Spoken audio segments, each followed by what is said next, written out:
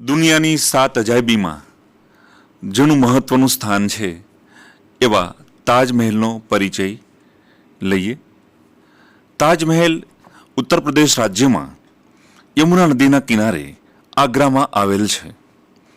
તાજમહેલનું નિર્માણ મુગલ બાદશાહ શાહજહાંએ ભારતના કુશળ શિલ્પીઓ, ઈરાની, અરબી, તુર્કી અને યુરોપીય શિલ્પીઓના હાથ વડે આ તાજમહેલનું સર્જન કરાવેલ હતું.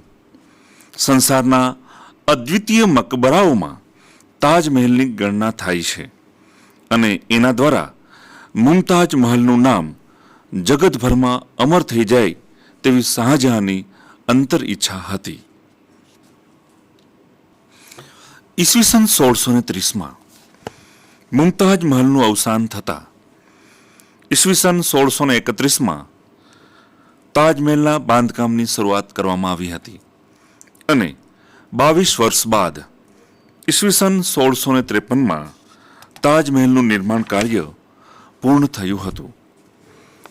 તાજમહેલની સંપૂર્ણ ઇમારત ઉત્તરથી દક્ષિણ તરફ લંબચોરસ આકારે વિસ્તરેલી છે અને તેની ચારે બાજુ સુંદર અષ્ટકોણીય જાળી આવેલી છે.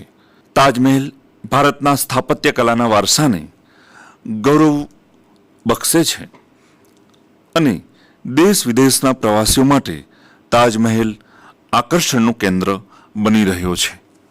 બેગમ મુમતાજની યાદમાં શાહજહાંએ તાજમહેલનું બાંધકામ કરાવેલ હતું. તાજમહેલની મધ્યમાં મુમતાજની કબર આવેલી છે અને તેની ફરતે સુંદર મજાની ચારે બાજુ અષ્ટકોણીય જાળી આવેલી છે. તાજમહેલના મહેરાબ પર એક ઉક્તિ લખેલી છે કે સ્વર્ગના બગીચામાં પવિત્ર દિલોનું સ્વાગત છે.